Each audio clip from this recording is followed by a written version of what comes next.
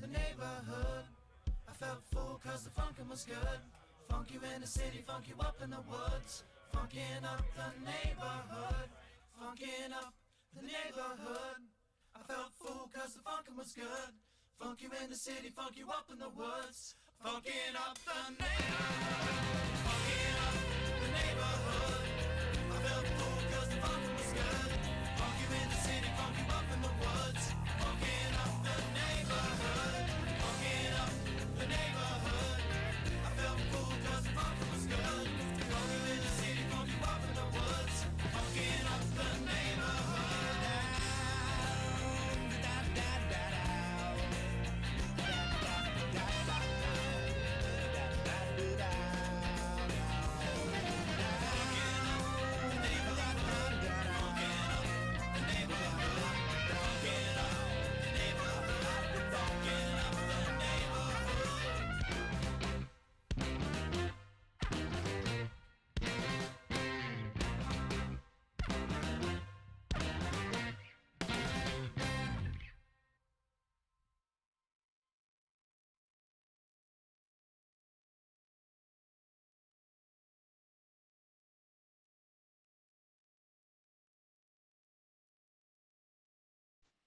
And we're live. And we're back. Welcome to the Underdog Journey. I'm West. This guy is David. That guy up there is the cigar store Native American. And David. That's the cigar store. I want to name him Phil. He looks like a Phil. It's a standard Native American name, Phil. Phil. It's a very Probably classic Native American name. Yes. It's I think yes. Navajo. So if you can't tell, I am at my local cigar lounge. I could never guess that. I would never. You know, I've come close to this full blackened theme night before, but I've got my little carry around. This actually fits my travel humidor in it, and a whole bottle of bourbon. That is awesome. So, and a lighter and a cutter and all kinds of other fun things. Yeah. But I got my, I've got tonight to start off what we're drinking. I'm doing I don't know if I can reach out that far, the Wes Henderson. Nice. Blackened. So this is the first one. This is the first time I've tried. I've never touched it. I just poured it and I have not touched it since. So this is a cask strength. Well, that's good. So you are, you're not drinking light today, then, is what you're trying to say. Cask strength. Yeah, apparently not. Apparently not. This is a 116.2 proof on the badge there. Dude, that is. So luckily, you got to drink. Make sure to hydrate while you're on the show tonight. That's all I got to say. Well, when I smoke a cigar, I almost always will have a ginger ale readily available to me. Yeah, honestly. So, yeah, cask strength is no joke. That will it'll hit you hard. Yeah, it's a lot of people there, like all the time. That's all they hunt for. Me, I'm usually very cautious about it, and I don't typically drink a cask strength or full proof by myself. Right. Usually that's something you have a group of guys and you pour it and you share it out and you spread that out a little bit. Right. You sip on a cask strength. You don't drink a cask strength. Yeah, but we'll see what happens because I'll be drinking it tonight. So I got the blackened Wes Henderson bourbon. Yeah. Okay. Out of my, which was transported here, my blackened swag bag back here. Okay. Oh, there's Kim. Kim Howard says hi, y'all. And I'm drinking out of my blackened Yeti. There was a friend of mine, Keith, gave that to me. And we are going to be smoking, which is a new addition. Not this specific one, but I'll get this one out because it's still wrapped up. The blackened M81 Maduro through and through Metallica collaboration from Drew Estate. Delicious cigar. Man, that is what's going good stuff down tonight. So all of the blackened stuff is. I see Matt Harmon stumbling. Yeah, Matt Harmon just. I knew he was coming down the stairs because it sounded like he was going to die. Well, Matt, this is how you doing? Stairs on the planet. For God's sake. It's basically a ladder. It really is. Are we on the? Are we live? We're live. Well, hello, live. I'm Matt Harmon. How you doing, Matt? I'm doing pretty well. So we were just talking before you got out here. So we need to make sure he's a little more punctual. So he comes in and he's in position before the show starts. That would be ideal. But it would be ideal. Actually got lost. You got lost on your way to my house? Lost. How many times have you been to my house? A lot. You got lost. I'm a little embarrassed. Have you started? Did you start drinking early today? No, I just got lost. I was on 161, and I'm like, I don't know where to go. How did you get to 161? Well, I had to get off on 161. You see, because I was. Wait, were you were you coming from school? Yeah. Okay. Yeah. All right. That's a little. It's I'm not going to say different. it's acceptable, Yeah. Yeah, it's but not it acceptable, does but paint you. Yeah, it's not acceptable, but it you know those are Dorothy and a horse of a collar or something or other. Yeah. Yeah. That makes sense there.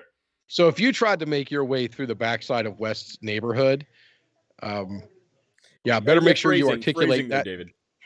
You better make sure you articulate that very clearly through the neighborhood. So if you come at it from like the Snoffer Road, it's real easy to get to. But coming at it from 161, that's a little more difficult. Confusing. Yeah.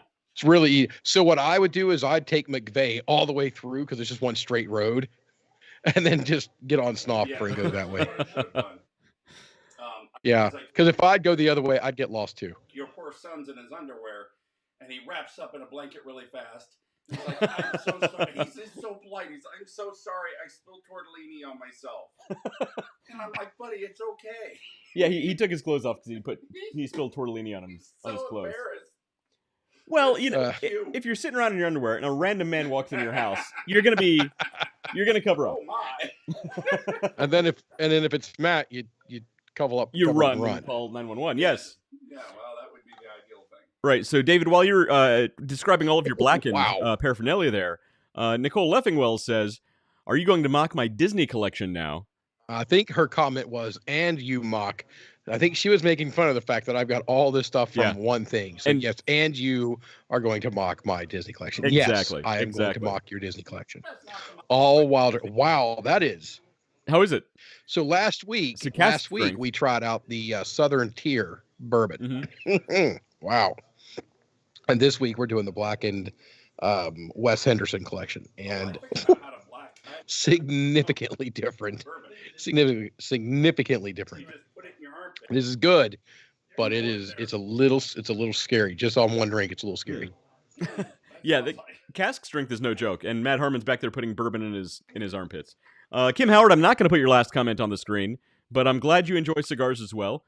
I missed it, but I can guess. She enjoys a modified cigar, probably not a high end premium cigar. Actually, these go for $11-12. So as far as cost goes, they're pretty low. Now I brought those from my home collection, and because you buy a cigar wherever you go when you're at a lounge. So what I got while I was here, I got the Cohiba, nice, the Weller, Weller by Cohiba. I might have a couple of those. Yeah, this is a really good cigar too. So it's funny. I used to actually manage a cigar store a long time ago. Way back in the day, it was in a shopping mall, and often people would come up and say, "Hey, what's the best one of these to roll a blunt?" And I'm like, "Well, here's what you want to do. You want to go to the gas station across the street, get some Swisher Sweets, save yourself about $20, and go have fun." Yeah, this one's not as cheap. My wife's watching, so I'm not gonna tell her how much that was. Because no man alive wants his wife knowing what he spends on his hobbies. That's just across the board. Yeah. So Matt has a question for you. Are you still a fan of AI? Am I still a fan of AI? Yes. Have you read your text messages? I saw a direct attack on you. I tried to read that text message you sent me. I didn't send it. That was Chat GTP. When I started twitching, I decided to just give it up as a bad job and move along. David, he did the same thing to me talking about Jackson Pollock. So you know my feelings there. Oh, okay. John Callender. No, the cigar store I managed wasn't the Barclays in Upper Arlington. That's a great shop though. It was actually the Tinderbox that used to be in Tuttle Mall. So A, that's cool. B, I don't know if you've been in the Tuttle Mall lately. Long time ago. I've old. been building a timeline of your life, and I don't have Cigar Manager in there. I'm very old. All right, so did you manage that while you were going to school? No. So it was directly after school. It was. I took a year-long hiatus at one point from school. Okay. And it was during that time. I did not have the hiatus calculated into your timeline. It's true. I have a very storied timeline. Yes. I am all over the place. Okay. Okay. So, So David, how's that? So Okay, so you're- what? Now, we've been through what I'm drinking. What are you drinking tonight? Well, I'm actually drinking a little bit of the old horse race, a little bit of Blanton's. Delicious Okay, stuff. Matt nice. Harmon is not a fan. He would rather drink Tin Cup in his armpit. Oh, God. So don't get me wrong. I'm all for the tin cup. I do like the tin cup, but if you put tin cup and Blanton's in front of me, Yeah. it's not a comparable. Right. Exactly. It's yeah. So I mean, David, you got to tell us where you're at though. Speaking of cigar shops. so I am at a little place called Tismart in Brewerton, New York, and my buddy Phil over here. We come down here. Well, I come to Phil stays here. We come down here every Friday, sometimes Saturday, Or sometimes a day throughout the sometimes week, Monday depending and on Tuesday and because I Wednesday can and work Thursday. because I can work remotely. So I just grab my work stuff and I'll literally just come down here, fire up the laptop and fire up a cigar. And Yeah. I'll tell you what, it definitely makes a much nicer work afternoon. That is awesome. That is cool. Being around your family. I will say, well, my family's not there during the day. Oh, there is that. You know, they're at school or upstairs working, Plus- so it's no impact. Plus, nobody else in his family smokes cigars, Matt. If they did, Yeah. maybe they could come with him. That's I can't their bring fault. my 10-year-old That's here. not his fault. That's their fault. I could see Pie smoking a cigar. Yeah. I could see her smoking a big stogie. I could see her cutting somebody telling her that she could smoke a big cigar. I picture that's really her more her with thing. a big Churchill hanging out of her mouth, and then her cutting somebody. I could really see her cutting. I would say a Tommy gun would be more along her speed. You really go all 1930s gangster Right. on it. Yes. So yeah, but it's a nice little lounge. I'm too far away from the camera to be able to move it around and show you. But we get down here, and this is my chair. This is where I like to sit as much as possible because it keeps as many people as possible to my left, so that when they're talking, I can hear what the hell's going on. Yeah. I mean, but we'll have 20 people in here on a Friday night, 25 people, Yeah. sometimes even more Yeah. down here on a Friday night and Saturday night. We'll be in here playing music, singing, having a jolly old time. So even if you don't smoke cigars, if you can tolerate being around the smoke, pay the $10 cut fee and just go hang out. Mm-hmm. Oh, absolutely. Yeah. My local place used to be that way. It's not open anymore. The lounge is closed now. So yeah, they still haven't got that sorted out. nope. That's the city of Dublin for you. Wow. Yeah. That's why you That's never funny, open a 'cause business in the city of Dublin. You can't do it. Yeah. So we were talking about the Polaris, or not Polaris. We were talking about Total Mall there. It's in Dublin. It's actually technically in Columbus property. Yeah, Columbus. It's over in the Dublin area. Have you been there lately? I Not- mean, we haven't been there in a couple of years. You know what? It Um, suffered the same fate as a lot of shopping malls. I'll say that. Yeah, and it did it beforehand. Yeah. Well, it was one of the first to did. go. It's painful to walk It in went there. the way of Westland Mall, I think. Yeah, Westland Mall, North Mall, East Mall, any of them. Take your pick. Yeah. Well, you It's- know it's bad when your local shopping mall that used to be pretty high end now has a tattoo and piercing salon. Oh. It's not a Yeah. good sign. And yeah, not good. Not a good thing. I was actually, when I was in Vegas a couple weeks ago, I was that close pulling trigger on a tattoo. A tattoo. Kind of glad I didn't. But What were you gonna get? one of these. A blackened being logo. The Metallica, not the blackened logo, but actually the Metallica has a ninja star with the M Yeah. kind of put together for the Metallica M's put together to make a ninja star. And I've always wanted that. So I really came close. I'm like, if I was out here drinking with people right now, this would be happening. But it's just me, and I'm wandering around pretty stone sober, so I'm good. So I think your wife is pretty thankful that that nobody went to Vegas with you. No, she was trying to encourage me. She was telling Really? me to freaking do it. Yeah, Okay. yeah, she was all for it. You know, She was all for it. I hear a lot of what she's all for. I'm not sure she actually is all for these things. I think it's a whole. She's all for it. whole fictitious he's built. No.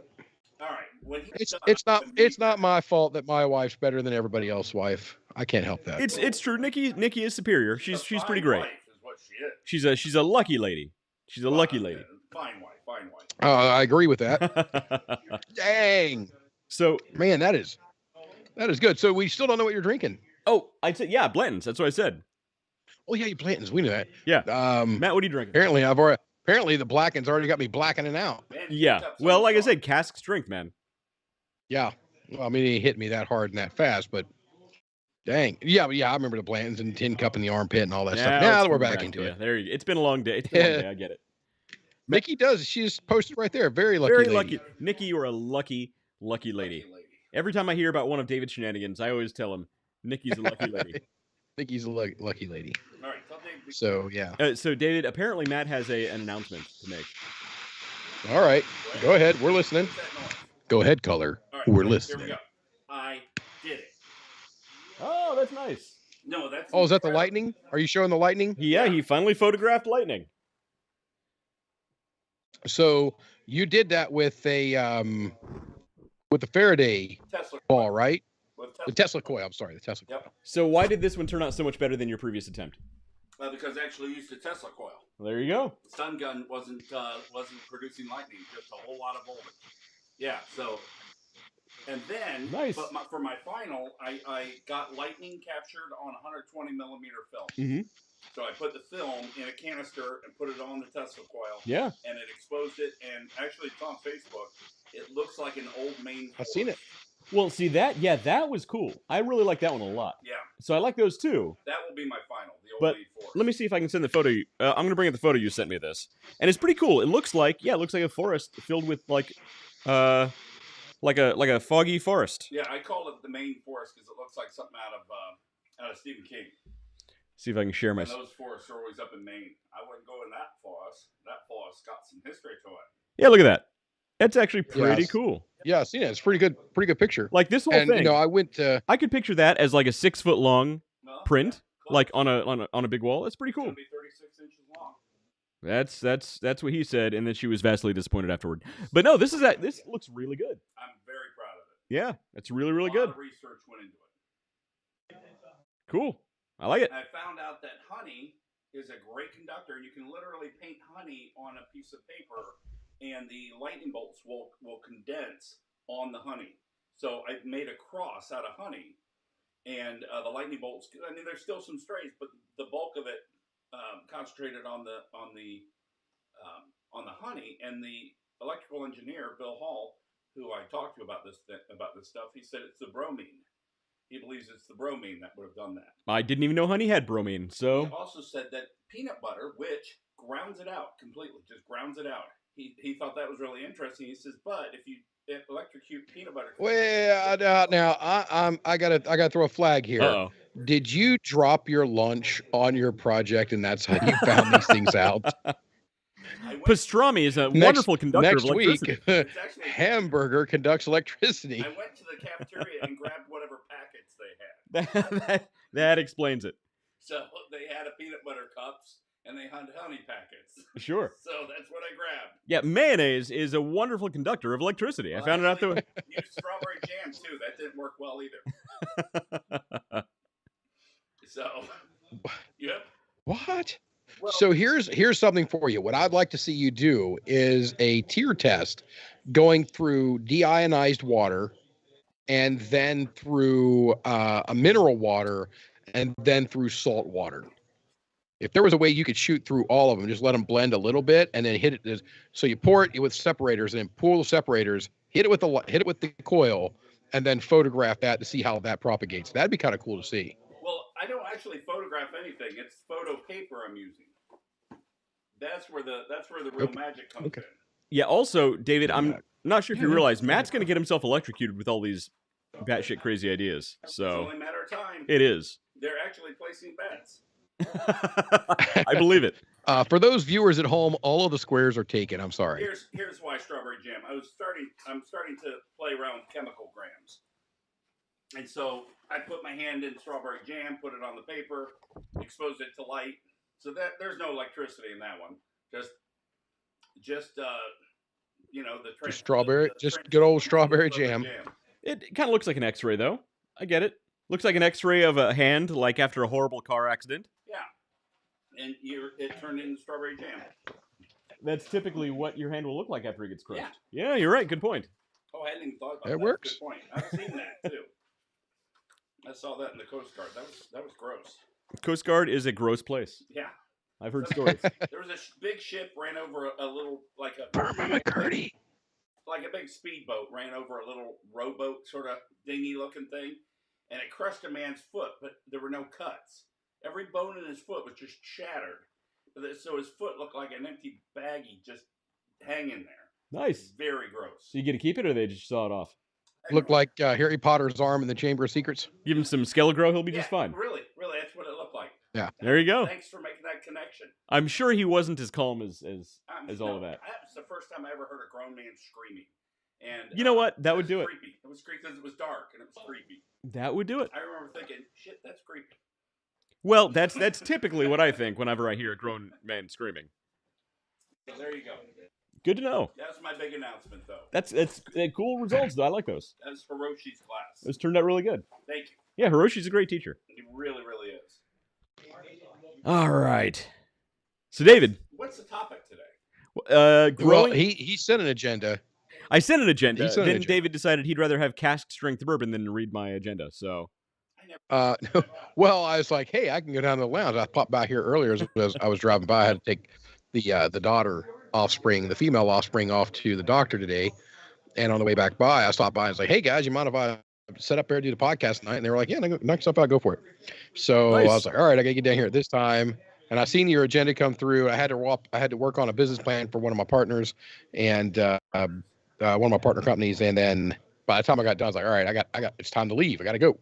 So well, David, what you got to yeah, do? I seen the agenda. You got to get the owners on there sometime, and we'll interview them on one of our shows. Are we going to talk? Yeah, Well, not right now, but like what Bob? eventually. What? Are we going to talk about? Yeah, Bob's not here tonight. Bud, beer, Bud. It's hard to talk about the Budweiser thing, the Bud Light thing, without getting political. And that's why I don't have any news today. Everything's political. Literally everything is too political. I can't do it. I think we did it last week, and I think we did a good job of keeping away from political, really focusing on the business aspects of it, the marketing aspects of it. True. You know, some of the missteps that you can do and how quick and how easy it is to do that. And also illustrated there were ways to accomplish kind of what their goal, what the so-called goal was. Right. All while not alienating your core. So the bottom line, it was just a huge misstep, and let's just, it was a business mistake. That's it. From a pure business look, it was a business mistake. It was a mistake, and you say what you will. It's hard to say anything without getting political. That's it. I have a feeling, that's why we leave it at business mistake. But I have a feeling the person or people in charge of making those decisions had politics in mind when they made the choice, which could be the core of the mistake. And NBA. Yeah, good possibility. Yeah. So also Matt is not a fan of the NBA. Okay. So hold on a second. What's that? He's having a conversation inside there. Yeah. You can join us anytime you want. We're on Facebook and YouTube under the Underdog Journey. This is why I always say Yep. NBAs should have the people on the loading dock check their work. I guarantee that's a good idea. Look, have ChatGPT. What they need to do is design a blue collar Chat GPT that's going to come back and have and write and speak like a blue collar person. Chat GPT for college without cheating. I'm going to tell you how to use Chat GPT for college without cheating. Simple questions like, all right, I needed to find out if Jean-Louis Davy completed the oath of the tennis court, and so I asked it, and it gave me a little snippet. No, he didn't. Here's the source. And I asked it to cite its source. And that's it. And so then I went to the source and I read it, and it gave me a copy. I got a copy of the drawing, and I'm like, okay, perfect. So the thing about ChatGPT, though, especially if you plan on using it to cheat in school, is you're right. Ask for a source, because one of the problems that a lot of people are seeing with ChatGPT right now is it'll actually make up false stories and say they're true. Like there's an article I read a couple days ago where somebody was talking about Elon Musk, and it told the person that Elon Musk died 3 years ago in a plane accident, in a plane crash. Yeah, well, I can see that. So it'll occasionally just make up random stuff. So be careful when you're using ChatGPT. This is plus, if you're a continuing ed student like me, I don't have the memory to know. Okay, so say I cheated, right? I can't remember what I put long enough to be able to say, "Whoa, no, I can stand behind that. I can defend it," because I can't. Also, your phone is ringing. That's all right. It's my wife. All right, she's a lucky lady. She really is. Becky. I'm not gonna take it during the podcast. Becky is a lucky lady.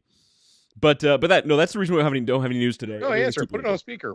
Yeah, go ahead and have a conversation. I'm sure my current wife will come down eventually and have a. That's all. Is it on fire?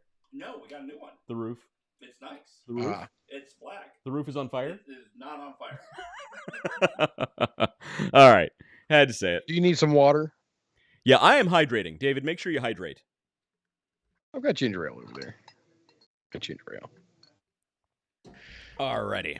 Are we caught up? We are we caught actually. up? So typically we have some news items that run us up until 50 minutes into the show. But today we're only half an hour into the show. I have more news. Only half an hour into the show. Oh, Matt says he has more news.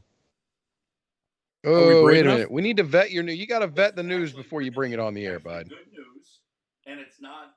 There's nothing bad about it, and it's not about me. Well, to an extent. Okay. All right, you ready for this? All right. Probably not, but go ahead. Everybody knows we're members of a certain secret fraternity, right? Well, they do now. Well, they did. All right. So we're members of the Stonecutters, like the Simpsons.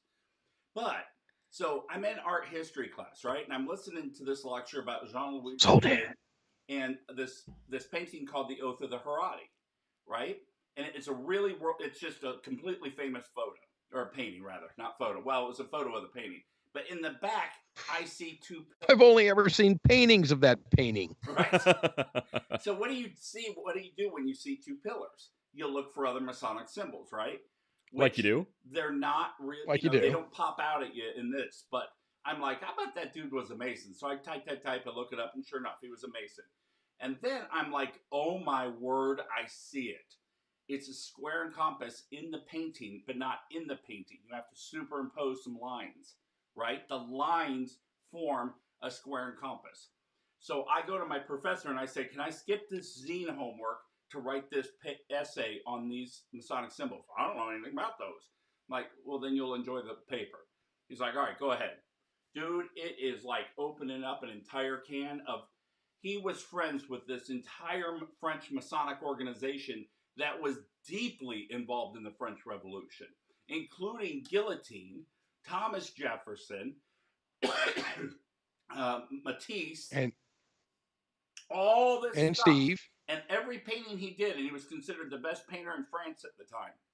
Jean-Louis David, you'll know as soon as you start looking up his paintings. Well, he's no Jackson Pollock, but Well, okay. No, he's certainly not.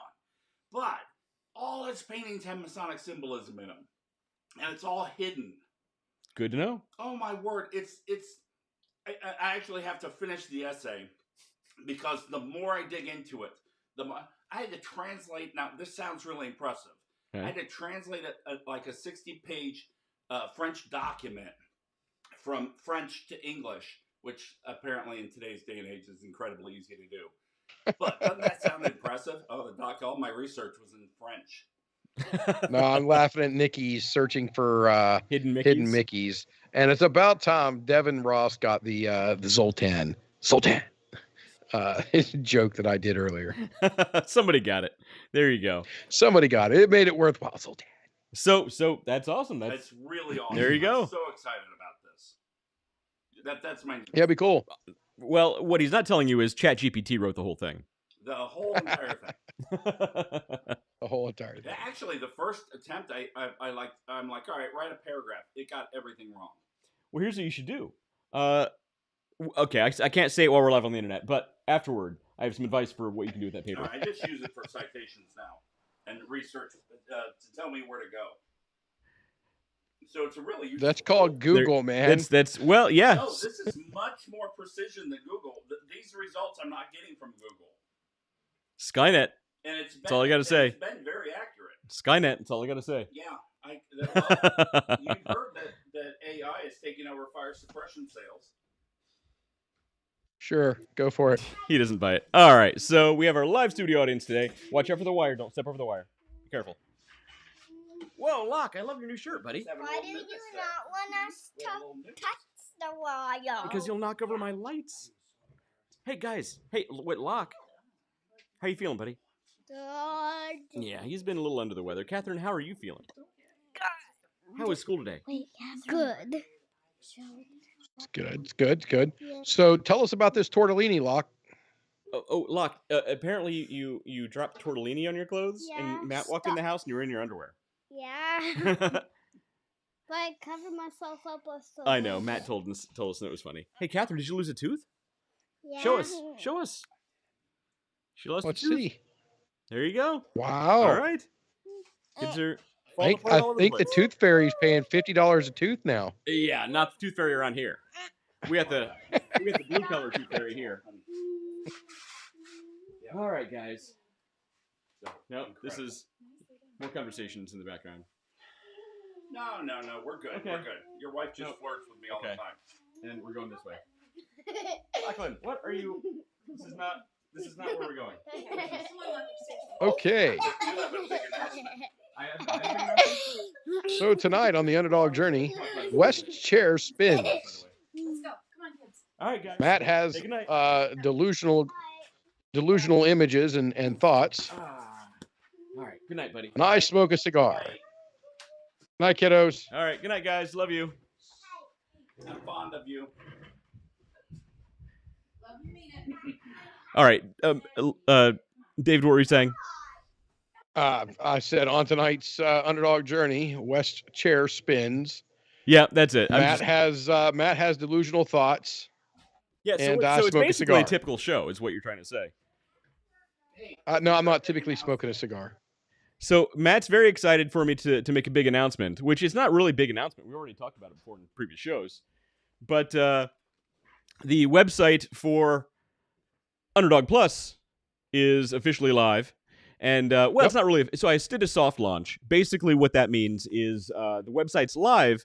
It's taking orders. All the e-com works. Orders are coming in. But I haven't done a real big push for it yet because right now is the time to there's just no kick the campaign tires yet. and make sure, just double check, make sure everything's working fine. But if you are so inclined, go check out underdogplus.com. Check out all the yummy dog treats because one of the things is, Why don't you pull it up real quick? sure, why not? So basically, one of the points behind this company is 20% of all profits go to local pet rescue programs.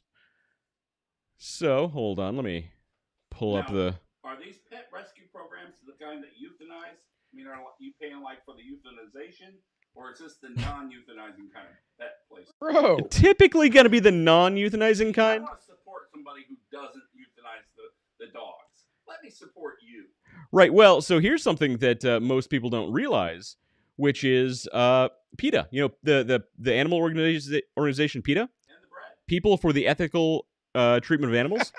Their pet, their pounds that they run. I won't even call them rescues. Their pounds that they run are always, no matter where they are, have the highest rate of animal euthanasias. Oh, PETA. Out of any other organization, theirs are always the highest. So do not. Yeah. So Devin Ross says PETA is awful. I like the bread. I hate the organization. They are not nearly as good as they claim to be. Yeah. So yeah.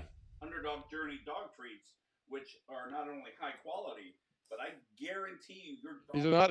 It's not the Underdog Journey dog treats. This is the Underdog Plus. This is Underdog Plus. A similar name. Underdog Bones. Similar name. Similar logo. Memorize the But names.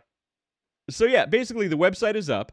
And it's a decent website. It's not bad. If you guys like, I can actually go through one of these shows and talk about the process to build it, the platforms that I use. We have Big Bentley's pet supply products on here, which are actually really, really good. We got to have Stevie Evans back on to talk about his new rebranding, which is going to launch next Monday. Nice. I'll be interested to see that. Have a pretty decent blog going, the dog blog, which is one of the only blogs left on the internet that's still written by an actual human being. So keep that in mind.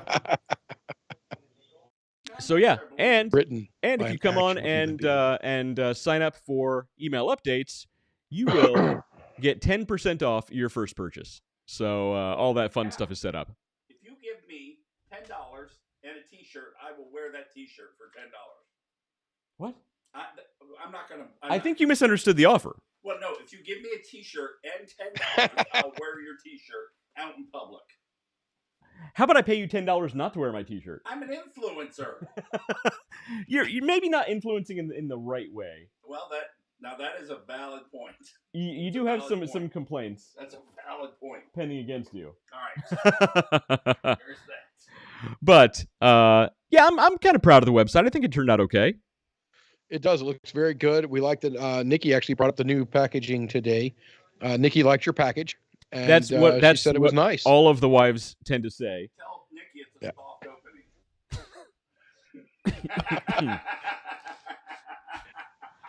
And I have no more we'll all be comments. single. Not very. It won't be very long. We'll all three be single. Devin Ross says, Our sick our website. wise thing will put up with us. Thanks, Devin. It is. It is a very nice website. But yeah, I actually like the packaging. So designed it all myself. Got the packaging there, and got all the legal mumbo jumbo on the back you have to add, and a little bit about the company. So yeah, I mean, there's a lot to talk about. So, do you have any? Just out of curiosity, do you have any states that you're not allowed to ship to right now? Devin Ross's wife likes my package too. What'd you say? Oh, that's good. I said, are there any states that you're not allowed to ship Nope, to right I can now? now ship to all states and sell in all states. So David, we need to talk to the bottle shop owner over there in New York and get these in the shop over there. Branching out bottle shop. There you go. Hold on. Are you telling me all of this was accomplished without an MBA? All of this was accomplished on just an art school degree. Holy crap, that's amazing. Exactly. Even Alaska and Hawaii. Yes, Devin, Alaska and Hawaii. So the thing is, so here's my goal for the plant, the company, right? So the first year, I don't think it's a huge goal. I think it's a decent goal though. The first $10,000 that gets raised will basically tell me it's time to take the next step. So as soon as I raise $10,000 or sell $10,000 worth of treats, which is 1,000 bags of revenue. Yeah. 2,000 of that's going to go directly to So you look at your revenue number. Is going to go directly to pet rescues, but the remaining Well, no. So $2,000 in revenue is not or $10,000 in revenue is not $10,000 in profit. Well, right. So look, I'm doing dummy math here off the top of my head, but the first $10,000 in revenue that's earned, the 20% of profits will go directly to pet rescue. The remainder is going to go to upgrading the equipment that I use, because right now the only bottleneck in the entire plan is production, because all of these are made to order, baked fresh by this guy specifically in this house. So these bags you're starting to see under my eyes, that's how you know they're fresh. So the goal is, once I get $10,000 in revenue, after that 20% that goes to pet rescues, the remainder is going to go to upgrading my equipment, so I can have some dedicated equipment and actually be able to start producing this stuff faster, more efficiently. It'll still be fresh. It'll still be made to order, but it'll be a lot easier to produce at that point. So, pay me to produce it? Nah. Okay, just checking. Nah. Wanted to be prepared if you were. Nope. Well, Matt, there's a reason behind that, especially in a fledgling organization.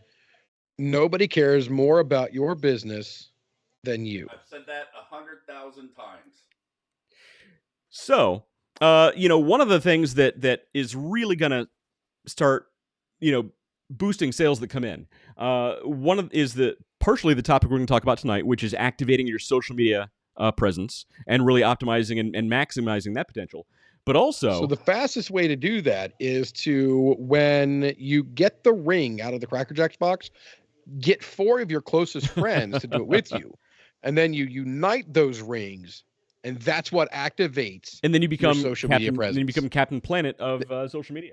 No, but I was going Captain Instagram, but okay, Captain Planet if you want to go that weird way, I guess. But Stevie Evans actually kind of unlocked this a little bit, which is getting into local retail locations, because what that does is it also adds social proof and more places where people can buy your product and add more legitimacy to your product. So, so there are a number of local places that I'm going to approach very, very soon. I already have the green light to get samples for people who bring their dogs to Hofbrau House, so I'm going to have those there. And every one of those is going to have similar packaging, QR code that goes back to the website.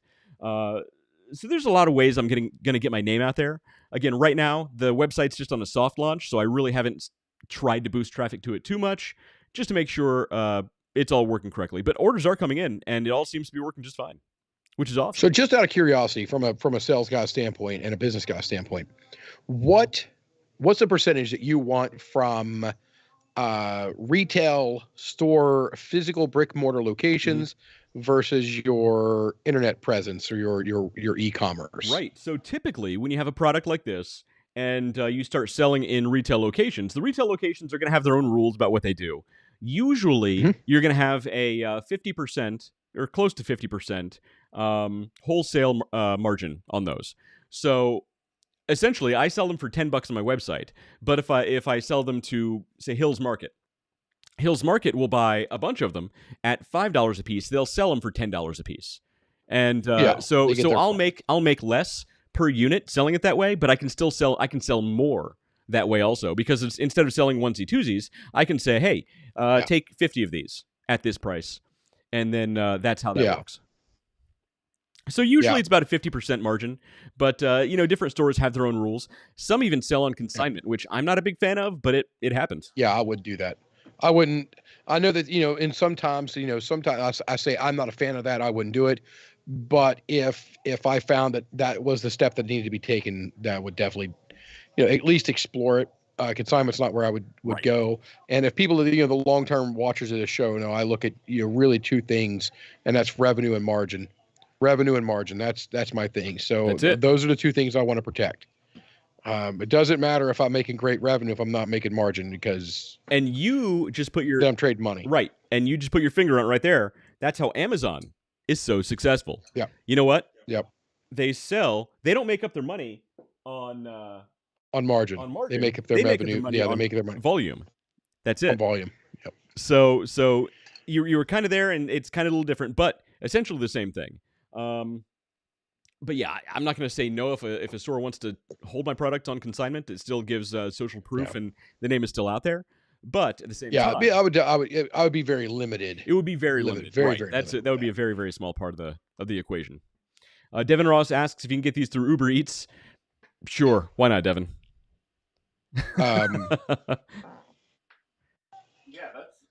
But so some things that come along with this is whenever you start a business that sells a product, there are things that you can do to rank on Google and SEO and Google My Business, where you have to fill out the whole listing. And when somebody Googles your store's name, it actually comes up with a sidebar with all the store information on there. So there's a number of different things that we can talk about on the subject. It's not really what the main topic of tonight was, but I mean, just this product alone and what goes into selling this product online, we could do 100 shows just on this stuff. And Devin Ross, your current wife's company, Drown Me in Brownies, we can do the same thing for hers if you ever want to talk about how to really boost our business. Yeah. So let's get into it tonight. I know the general topic outline of it because we're focusing on Instagram and activating the rings of power. So let's delve into it. It said there's 5 steps. Now, if anybody knows West, that means there's at least 6. So, no, there are only 5 steps, but there's a lot of bullet points. I know David loves the bullet points. So the good news is I can't see the bullet points because my laptop, which normally carries one thing, and then everything's too far away from me tonight, which is actually probably pretty good. Right. It's actually probably pretty good because I can't just randomly mess with people here and go play on Chat GPT or anything. Right. So tonight's topic was the 5 steps to maximizing your Instagram growth and potential with Instagram within 1 hour. Right. Have you ever wondered about how to really grow your audience? No, but I wondered about why I wasn't wondering that. You should wonder that, because if you do want to grow your audience for personal reasons, for a brand that you're developing, for a company that you're developing, or a product you're trying to sell, you really need to take advantage of what the algorithm has to offer and the platform as a whole for growing your audience. And the thing is, there are a million social media gurus out there who are going to sell you courses and try and sell you this and that, and selling all their mumbo jumbo about how to build your audience. You got to post. But if you just simply pay us $19.95 plus shipping and handling, we'll tell you. Right, exactly. That's exactly it. So they're always talking about, you need to post 25 stories a day and 6 carousels and post, every hour on the hour and yada yada yada and so much. What's that? What's a carousel? So a carousel on Instagram. I was thinking the same thing, but I wasn't going to ask. So a carousel on Instagram is basically when you have a bunch of images in a single post and you scroll left. Oh yeah. Or you scroll right to see all the images. That's a carousel. Okay, I rarely do those. Yeah. So a lot of these social media gurus will tell you, and we hear your eyes, David. Will tell you all these different ways to grow your audience, but they're going to charge you for it, or they're going to give you just terrible advice that nobody can live up to. Look, if you have a team of social media people, yeah, if you have a full-time social media person, that's their day job. Yeah, you can do it. But when you're working a day job and possibly a second job and developing your product in the evenings and doing a podcast and just talking about just all kinds of random nonsense on these podcasts and possibly having a drink, you just don't have the time to post all this crazy stuff. But if you have 1 hour to spare, you can do these 5 steps.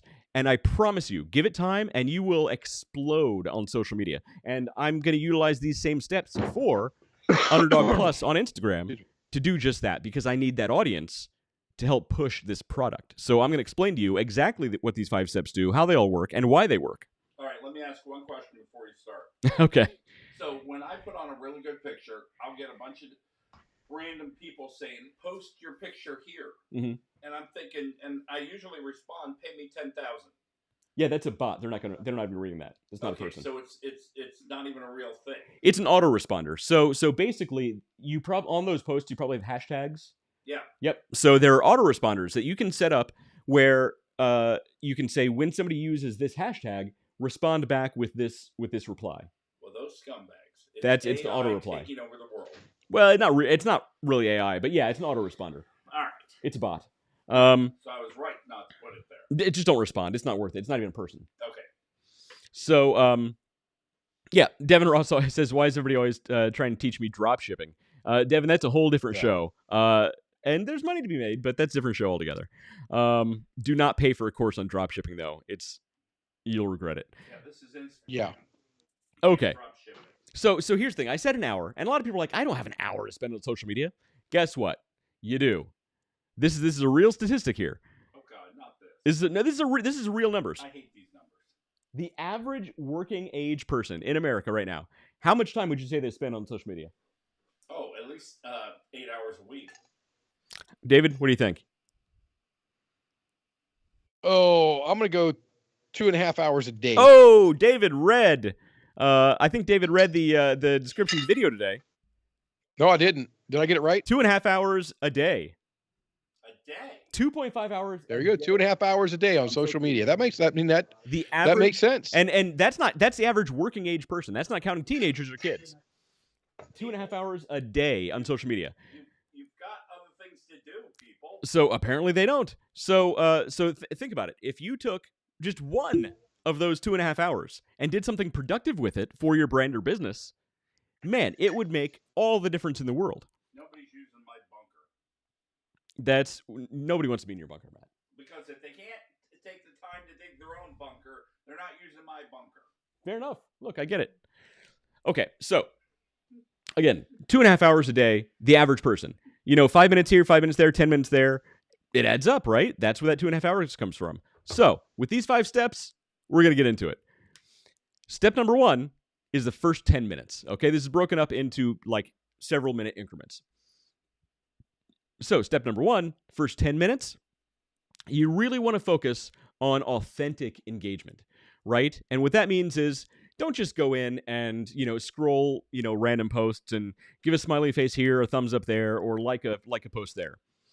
What this means is you actually need to go in, you need to scroll through 10 accounts and find stories that you're really interested in. Okay, find the top 10 accounts that you're really interested in their content. Okay, you need to send these. What you need to do is you need to comment on the top 10 posts from these creators, one from each of the 10, and try and strike up a conversation. Don't just say ah ha ha ha or a smiley face or a thumbs up. Leave a comment that's actually meaningful. And what that's going to do is that's going to prompt their response. And if they're smart, they're going to respond back with a conversation point that will then continue the conversation. Okay? Because what this is going to do is this is going to show the algorithm the types of things that you're interested in and things that you're going to spend your time on. And it's going to show the algorithm what they are also interested in.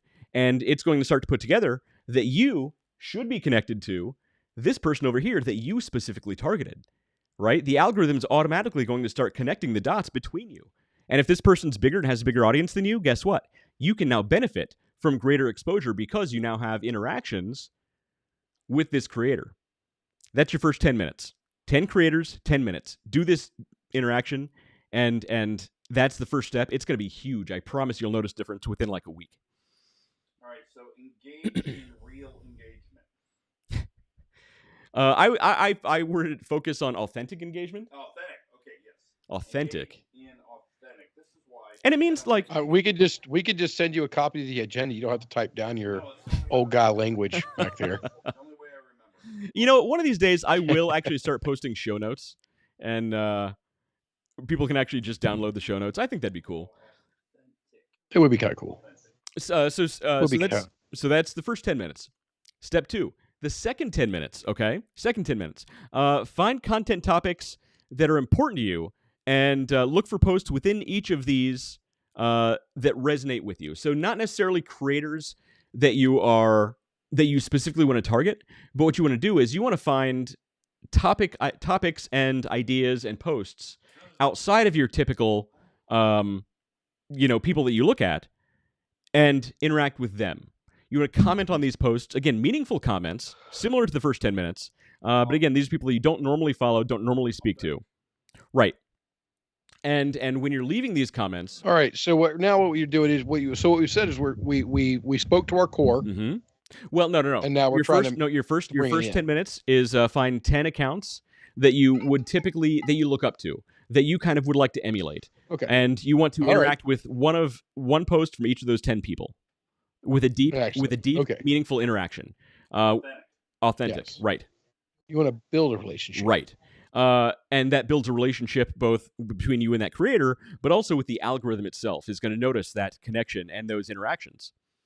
The next 10 minutes are with 20 creators that you don't know, that you don't typically follow, and you want to do the same thing.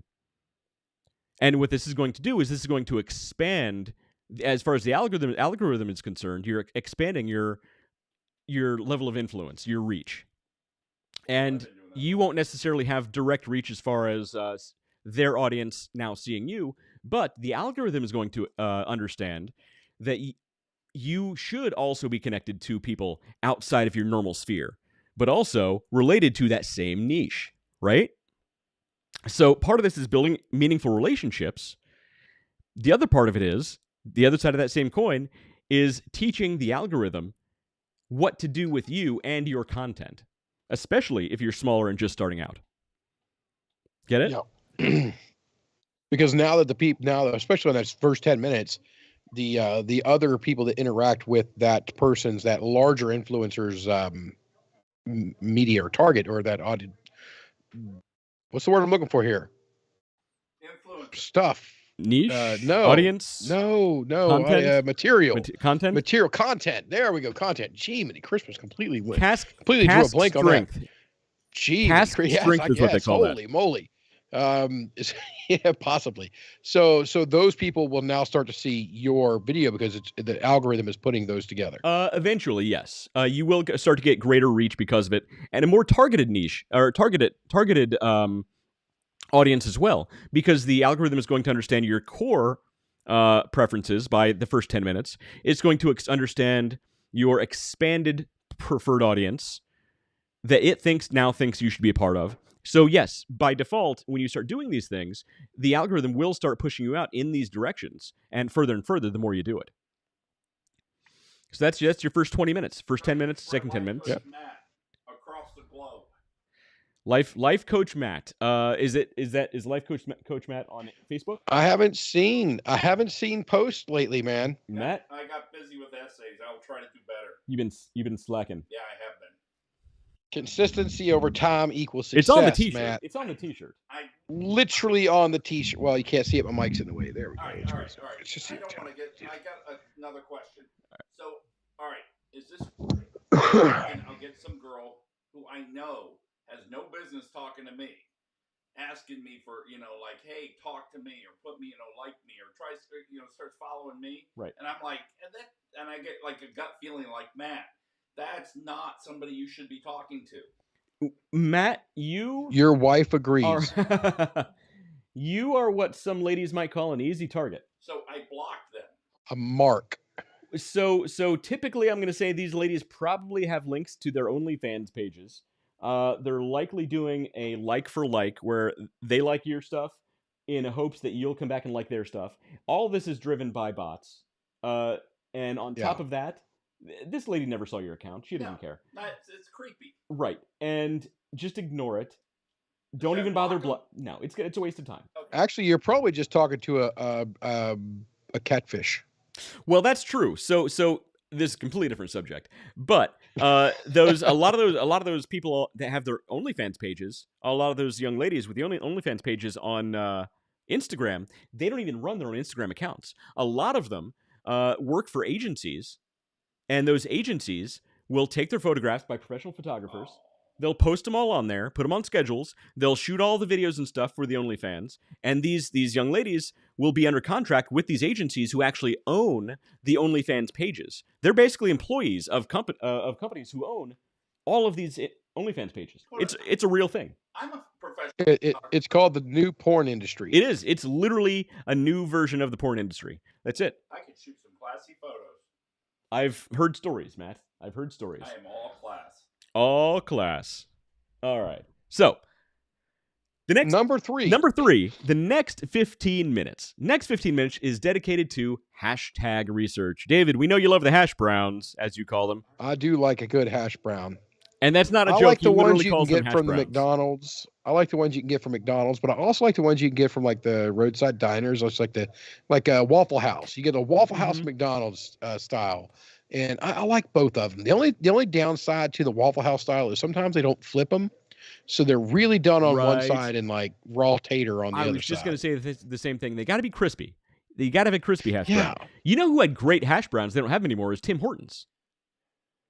Tim Hortons had a great hash brown. They don't do them anymore. Really? Yeah. Yeah, I'm shocking. This is a tangent. Okay. Hashtag hash browns. So we're talking about the hashtags, basically, how you're going to connect what you need to connect. So tell me about what is it that we need to be investigating and looking into in a hash browns besides crispiness? Right. What is it we're digging into that way we can expand and be more targeted in our hash browns? Right. So, and a lot of this part from this 15 minutes could actually be accomplished in tandem with your first 20 minutes, okay? As you're looking at people that you would normally follow, or as you're looking at other people within your niche that you don't normally follow, one thing you need to do, and I put this in its own section because it should be a dedicated time, is looking at the hashtags used by the best of the best who post in that niche, okay? So while you're commenting on people that you really love out there, or while you're reaching out and commenting on posts of people that you like their stuff but you don't normally follow them, look at the hashtags they're using. Find the best ones, and what you want to do is you want to save their hashtags. And what you can do is, for each one of the different types of posts that you do, make put a in your notepad on your phone. Make a new note. Make a new note that has hashtags that applies specifically to something that you would normally post. If you're starting, I do this in Excel. I do this in Excel, and this is how I picture this to build a matrix in Excel. So going down one side is your list of topics, and then you can rotate the text on the top line, and you can go across. So you can see here's your hashtags or your hash browns up this way, and then here are the topics of the best, the best of the best content providers. And then all you gotta do is drop an X, or you can actually black out the square. That way you know that this topic corresponds with that topic, and it's be a really quick and easy way to reference the number one or the number two hash browns to serve with whatever dish your content is. You can do that. I just use Notepad in my phone, because here's the thing: the title of the note will just be pipe hashtags. That's it. Or I'll have another one that says small business hashtags, or dog treat hashtags, or black lab hashtags, golden retriever hashtags. And depending on what I'm posting at the time, I can just go find the series of hashtags I need. I can pick and choose a few out of each one, or I can go and just choose all 30, because here's the thing: in Instagram, you're only allowed 30 hashtags in a post. Choose all 30, stick them in the bottom of the description. You're good to go. You saying that they're all stored in one spot where where I can go pick and choose? No, you need to do your research and say You have to create it. what you You're need to do. creating that. Right. So what I you need to do gotcha. is look at different posts that you love within your niche, Right. and look at different creators within your niche that you really love the content. Look at what hashtags they're using, save all of the hashtags they use, and create your own files. And you can have different files based on the different types of content that you would put out there. I got you. All right, that makes sense. So, like in photography, you'd have one for general photography, or another series of hashtags for photography businesses. Because the thing is, there are hashtags that can get very, very specific, and there can also be very general ones. Yes. And that's the thing. So here's another thing. This actually comes back to SEO. Hashtags are basically Hashtags are basically a form of SEO, search engine optimization. Okay, because every social media platform is essentially a search engine. I thought it was dirty, but go ahead. AOL keyword. Right. So they're essentially search engines, and hashtags are a way of telling the platform what niches and what words you want to be associated with. So when I'm typing a hashtag, as I'm typing it, there a bunch of options will fall below it, like pro photo type of flash, and as I'm typing that, the pro photo options will drop below that. Right. And I usually click on the one I want. Right. Now, if I just do the hashtag without clicking on, am I creating a new hashtag, or is it still going to the one hashtag? Well, so that's actually a really interesting thing. So in Instagram, you know what? I'll just go ahead and bring up my Instagram here on the screen so people can see what I'm talking about. You can do that from your phone. So it should tell you kind of what traction that is, because you don't want a hash brown that's used by everyone. Literally, like I just said earlier, hashtag party. That's everywhere. It could be a retirement party, it could be a first year party, or it could be a rave. Kid slashes his mom's car tire to avoid going. I actually seen that. That's why I moved on from that one. But yeah, okay. So I'll show you. Okay. When you're creating a hash, let's go ahead and make a post, okay? I'm going to go ahead and make a post, and we're going to have this one here. I just posted this today. We hit next. That's not my dog. But let's say I want to put a hashtag on here. So I start with that little hashtag logo, little simple hashtag. They used to call it the pound sign, and I'm going to say dogs. Now you see this list of hashtags that come up here that have dogs in them. They all start with dogs, right. And typically, what you'll see is it'll give you a number of how many times that has been used, okay, or who it's followed by. So, like hashtag dogs life, you can tell that's been used lately. 23.4 million posts have used that. Or this one here, dogs. So you're lost in the fray on that. Or here's one, dogs of IG, 2.1 or 21 million rather. Yeah, so you actually want to avoid, in my opinion, using those that have hundreds of millions or tens of millions, because like David said, you will get lost in the fray. What you want is you actually want what's called a long tail hashtag. Dogs of Columbus, Ohio. You want a long tail hash brown. You do not want a long tail customer. Well, you want a hashtag that is specific to you and your post, but not so specific that nobody's ever going to find it, right? You want one that's kind of that middle ground. I probably don't want to use Dogs of IG with 21 million posts. I'll get lost in the fray. But if I use Dogs of Columbus, Ohio, guess what? Other people are already using this, but it's not big enough that... Dogs, how about Dogs of C-Bus? Dogs of C-Bus is there. That's already there. Dogs of C-Bus. Dogs of C-Bus, Ohio. Dogs of C-Bus... Mama Tribe. I don't know what that means, but there you go. You can use it in any of these, and I promise you, when you use one of these, you'll have better impact with the audience that you want to hit than if you use just hashtag dogs or dogs of Instagram. Yeah. So that's what you want. You don't want to use a hashtag that's been used too often because you'll get lost. But you also don't want one that is so obscure. Hashtag Dogs of West Carnahan's house. Well, I always hashtag Little Red Hen Photography. You should always hashtag your own company's name so it's out there. Yeah. But at the same time, just for you have 30 hashtags you can use. Don't make them think all about a funnel. Pick some good ones. No, I mean, yeah, I do. But you could build. That would actually. What do you think about this, Wes? What do you think about building a funnel out of it? Let's say we have that $10 million or 10 million hash town, and then we go down to a 5, then down to a 1, and then we get down. So we have 30 of these things to restrict, so that we basically build a funnel out of it, down. What do you think of that? What do you think that tactic would result in? Sorry, you got to repeat that. I was reading your wife's comment there. She says, "Let me know when you need a ride home."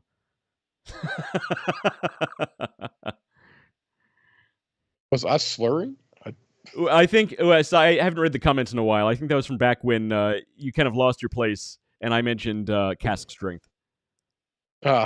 Okay. I'm like, all right, I'll just pour another glass So you in. got to repeat your last comment there. I missed that. So the thought was, can we build, using the hash brown tactic, can we build a funnel, starting with a wide net at the top and niching down as we go? Will it function in that manner? What do you mean? Wait, I've already got bourbon in here. What the hell's happening? Excuse me. So are you talking about posting a number of different types of hashtags? So we have 30 hash browns to deal with, Yes. right? We have 30 hash browns to work with.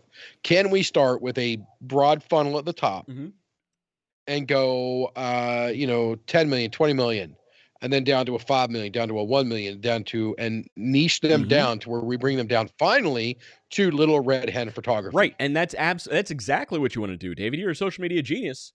You didn't even know it.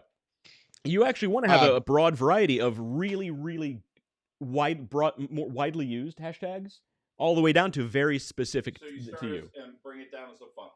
I mean, organize it how you Well, like. I put everything in a funnel because that's the sales tactic. Is you want to build the funnel. Yeah, I mean, it doesn't really. Salespeople like funnels. Right, and it's not really going to function as a funnel. Like, it's not going to be functionally a funnel.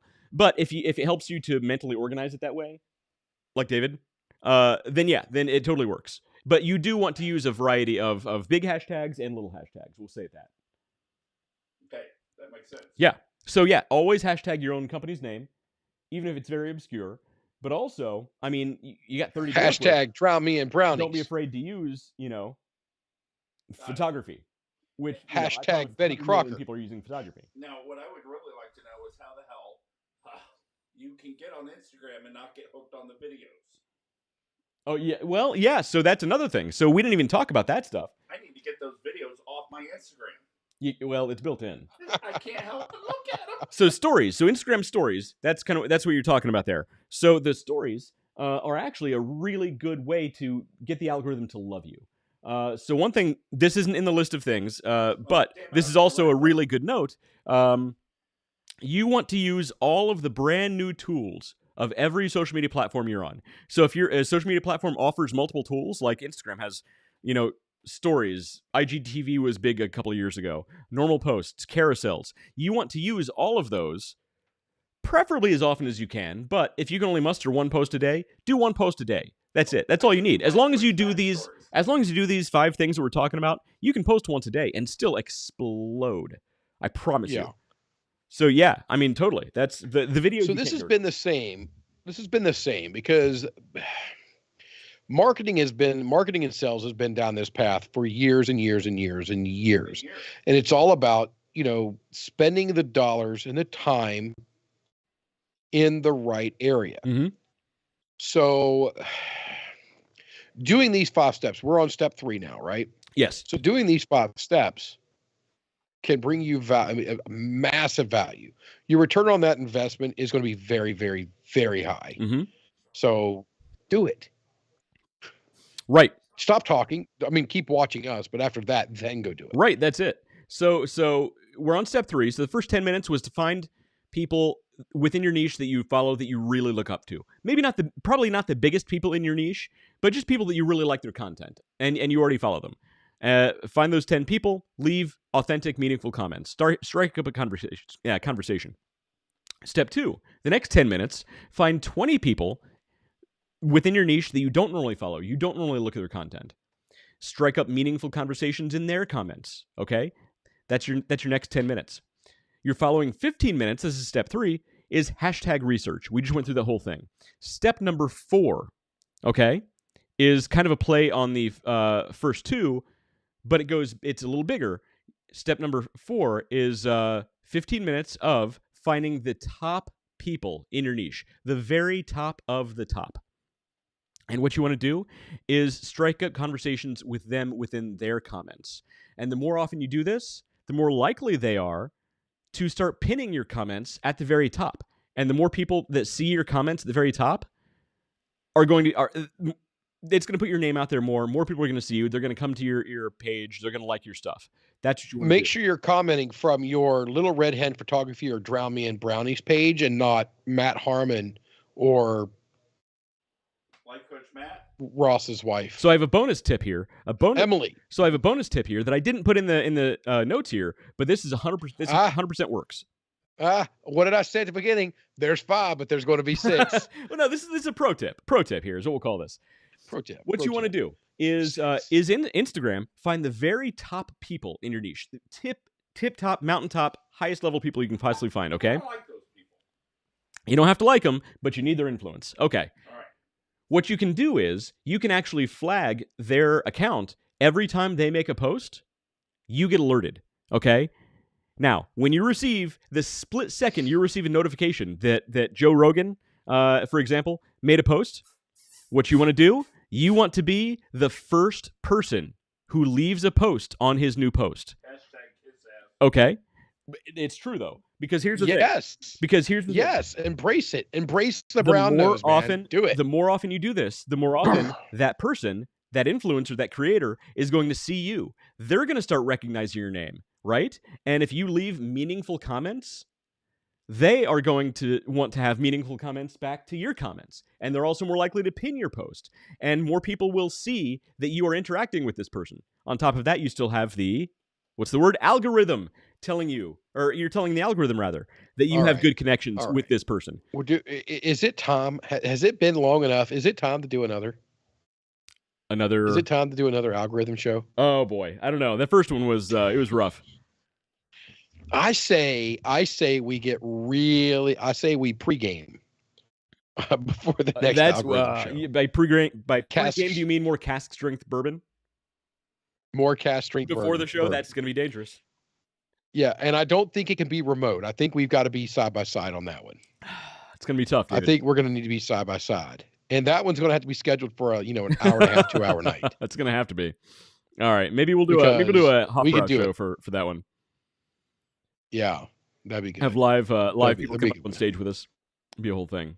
Yeah, that'd help.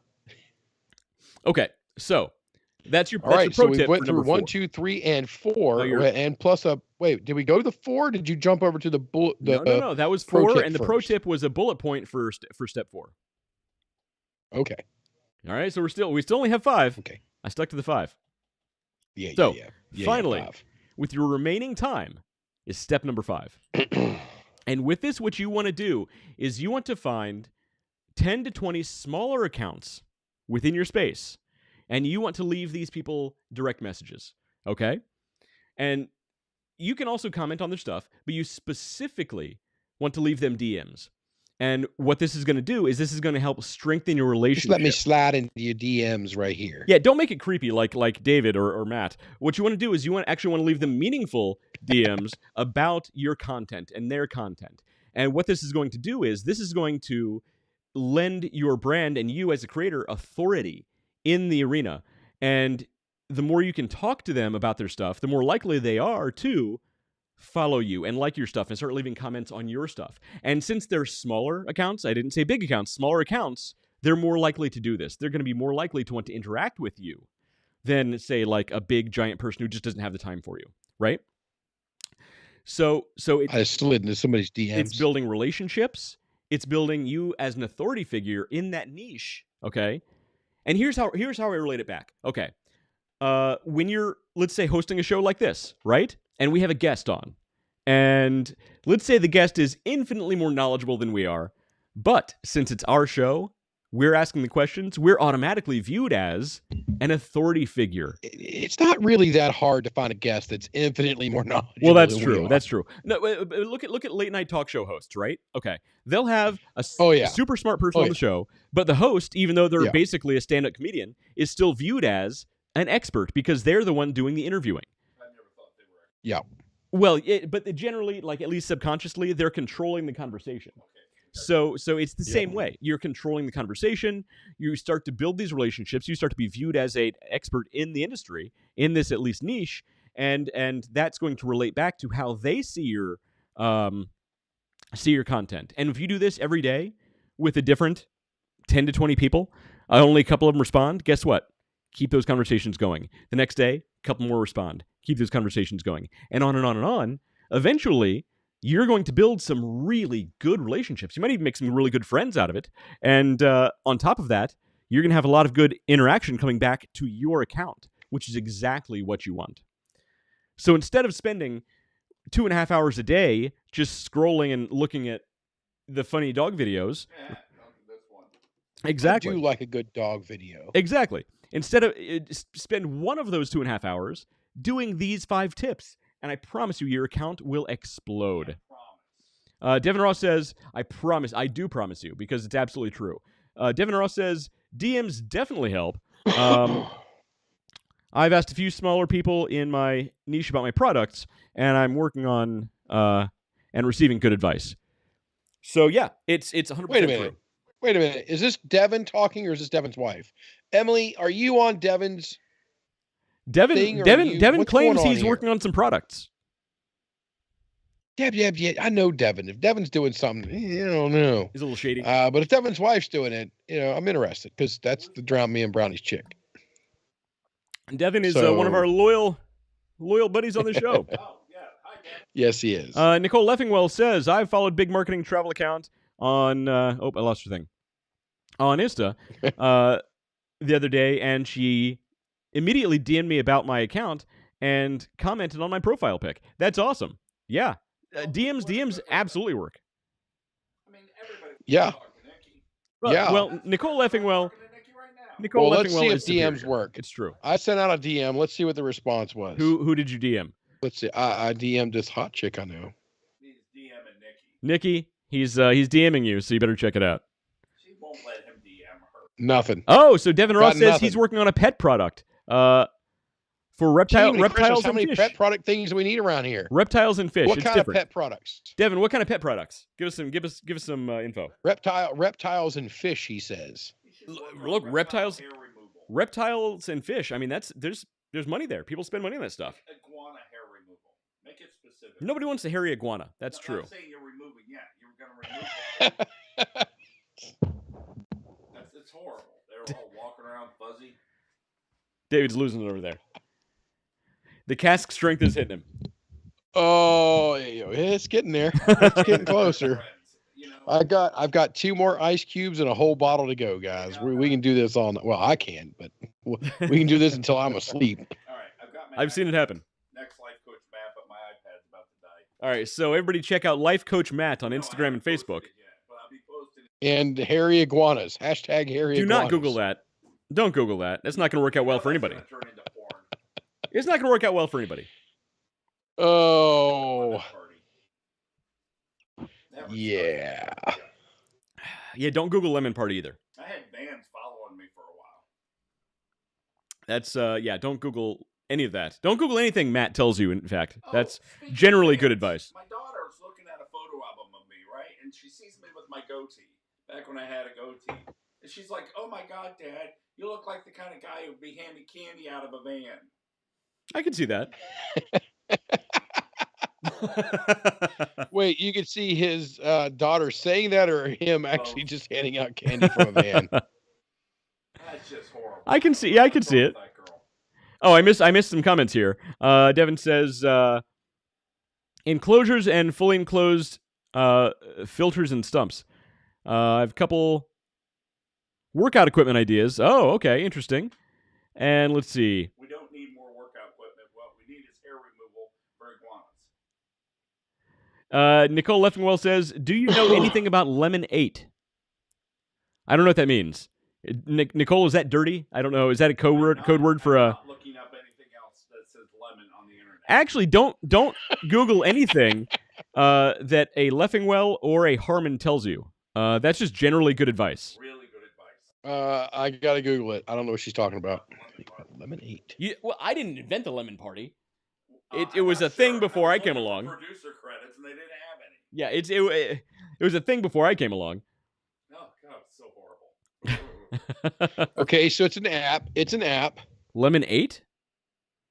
What is Lemonade? What is Lemonade? Lemonade is a photo and video sharing platform. Oh, It okay. launched by ByteDance, parent company of TikTok in Oh, Japan. it's owned by TikTok. Yeah. In Japan in 2020, expanded to other Asian countries such as Thailand and Singapore.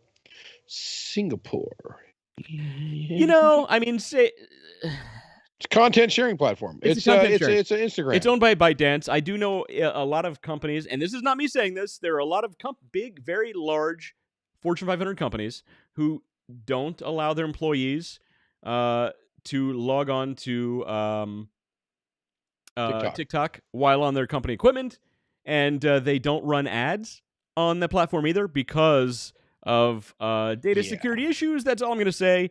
No conspiracies. I'm just saying. I don't use the Other companies have out. problems with companies that are owned by ByteDance. That's all I got to say. I don't know if Yes. is, but So I don't know. I mean, I don't have TikTok and I don't have Twitter there's not a single game on this phone. My wife the other day, she was playing the I almost said Bejeweled, but what's the Bejeweled game there? It's like Candy Crush. Candy Crush. Yeah. Yep. So to me, it's Bejeweled because that was like the first one that came out. It's the same thing. It's literally the same game. All they've done is change the pictures around. That's it. And there's 500 different versions of that same because they make a crap ton of money. They make a ton of money. Well, it makes that little. It's such a pleasant sound when you get all the little things in a row. It's like. Well, that's it. So you get the little hit of morphine. What is it? Not morphine. The dopamine. You get the dopamine hit. You get to do the look. You do some morphine while you're playing Candy Crush. You do a little hit of morphine and then go play Candy Crush, man. You play Candy Crush while you're on morphine. You will be on cloud That was nine. a joke. Facebook algorithm, please ignore those last comments. Anything to do with morphine? But yes, dopamine. You get the dopamine hit every time. There you go, sound. dopamine. And that's why these things are addictive. And same thing with social media, by the way. And endorphins. The reason, Matt, you can't stop scrolling through those videos is because every time you scroll, you get a tiny little dopamine hit. Yeah. You know what? I'm dopamine in a way. Yeah, I get on those things and I share the crud out of them. So there'll be certain times that I'll just be on that thing and I'll just share it. And it's not just like sharing to my timeline. I single out people and send it straight to their DM. Straight to what's that what you say, DM? I don't know. Straight to their messengers or whatever. And I'm like, oh, this is funny. I'll send it to this guy or that guy, and just send stuff out. And my poor wife takes the brunt of it. Like I'm sitting there going, and my tongue's hanging out. And my wife looks at me like, and it's just, and I'm like, wah. What the hell is wrong with me? Well, and then you wonder why your daughter thinks you look like a guy who'd be handing out candy out of the back of a van. Boy, I really need to scroll in private now. Just saying. Maybe pull the pants up. I don't know. Oh, dude. Horrible. What the hell's wrong with you? Towards the end of the show, it gets a little weird around here. That's all I'm saying. It gets things. It doesn't go bad. It starts bad. I'm writing a groundbreaking paper on the French Revolution, and now I'm working with. There is okay. What a momentos Vive la France. senores and senoritas. There is no such thing as a groundbreaking paper on the French Revolution. Hey, you come to Lodge in June, and you're going to hear it because it's going to be freaking mind blowing. Your mind will be blown. There is no such thing as a groundbreaking paper on the French Revolution. Matt Harmon, with no French history at all, is going to blow the doors off of it. Okay, picture Matt Harmon plus Rowdy Roddy Piper writing a paper on the French Revolution. That's what happened. I could really see that. It's basically... You know what? I think if every paper was written by the perspective of Rowdy Roddy Piper, that would actually make That's what I'm saying. Much more interesting. Okay, all right. If you write the paper from the perspective of Rowdy Roddy Piper, I'm in. Or I will make the 14-hour round trip. Right, exactly. Or like if or get this. the French Revolution from the perspective of Abraham Lincoln Vampire Hunter. Like, have you read that book? Oh my lord, I've seen the movie. No, the movie was And garbage. Read the book was actually the movie was really not good. garbage. No, the book was. The movie was not If you garbage. thought the Hey, we got movie new was- people walking in. If you thought the movie was moderately okay, the book will blow your socks off. All right, so I didn't even know it was a book, so I will have to go back and read the book now. But the movie, so my buddy Chuck Hoffner, who was initiated into Freemasonry the same night that you were, I I remember believe, Chuck. West. Chuck's a good guy. He told me about it. He's like, Dave, it's actually, he goes, it's going to shock you. It is such a great movie. And I'm like, no way. So I did what any good person would do. I bought it from Vudu in the middle of the day and watched it while I was working. Of course. Like you do. And so I'm sitting in my little cubicle there at the time, and I've got a code book to, out in case somebody walks by, I can pretend like I'm looking up code. And Like you so do. I'm I get watching it. it, and I got earbuds in, and I'm listening to this, I'm watching this movie. And I was absolutely, because I had thrown it away as garbage, literally had thrown it away as garbage. And then I watched that movie, and it changed my life. This is no joke. No, If you read the David, I'm it telling you. was a shockingly good. Shocking. So if the book is even, well, I mean, the books really are, but I definitely want to go read the book now that I know that it's a book. When you read the book, you will now look back at the movie and say that was garbage because the book is that good. The book actually takes real historical timelines, real historical events, real historical documents written by Abraham Lincoln, and inserts this vampire nonsense into it. It's so good, dude. So really, he is the high fantasy version of, who's the guy who does all the Masonic stuff now? Dan Brown. So Dan Brown Dan mixes Brown in is a lot a terrible of writer. He's one of the worst writers I've ever read in my life. Dan Brown watches the show. Why are you beating on Dan Brown? I have read Captain Underpants books that are more well written. And you don't like Jackson Pollock either. Go smoke a doobie. Jackson Pollock. I'm sorry. Wait a minute. My You children have can read paint Jackson Captain Pollock. Underpants books that are more well written Than Dan Brown. Have you ever read Deception Point? Dan Brown. He said this. She said this. Then he said this. Then they ran over there. Then he said this. There's no exposition. There's no exposition. There's no build-up. There's no character development outside of he said this. She said this. He said this. He was sad. She said this. What book are you reading? Dan Brown is a terrible writer. I don't think you know who we're talking about. Dan Brown is a terrible writer. I don't think you got it. Dan Brown's an amazing You know what? writer. I'll tell you. No, here, I'll put it this way. You guys might agree. Hopefully agree, because I'm right. He's a great storyteller. He's a terrible writer. His stories are great. His writing is awful. All right, I'm gonna go back and read all of his books again. Yes. So he did two of them. He did two of them before the Robert Langdon series began, and I'm gonna go back and read those. What are you and talking then I'll about? Tom reread- Hanks was great in those books. No. Epstein. I mean, what? You said, Oh, Yeah, apparently Tom Hanks was on the Epstein client list. oh yeah, well we all knew that. That's why I got off the plane. You're never going to see the movie Big the same way again, are you? dude, I was a stewardess on that plane. dude, that was tough.